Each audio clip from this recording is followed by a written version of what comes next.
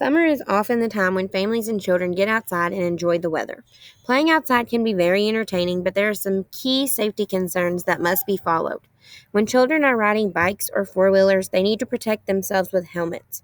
When children are playing near a road, they need to remember to only cross the road with an adult and never walk or run on the road. Children need to also be mindful of poison ivy and steer clear of the plant or wear protective clothing if they may be exposed to it. Keeping these tips in mind will allow for a safer and more fun summer.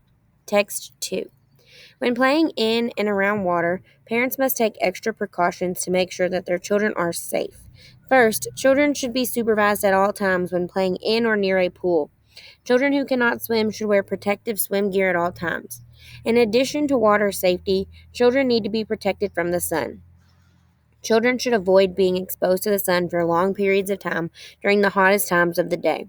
Sunscreen is a necessity in the summer, even on cloudy days.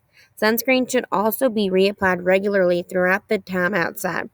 Following these safety precautions will keep you and your family safe while enjoying the sun and water. Text 1. Earth is the planet we live on, but have you ever wondered what makes an object a planet? In order to be a planet, an object must meet certain requirements. First, it needs to orbit or revolve around the sun. The object must also be large enough that its own gravity gives it almost sphere-like shape. The final characteristic that an object needs to be classified as a planet is to be the boss of its orbit. In other words, the object must be the largest object in the orbit. If an object meets all these criteria, it joins the ranks of being a planet. Text 2. In August 2006, the planet Pluto was demoted from its position as a planet. The planet was reclassified as a dwarf planet.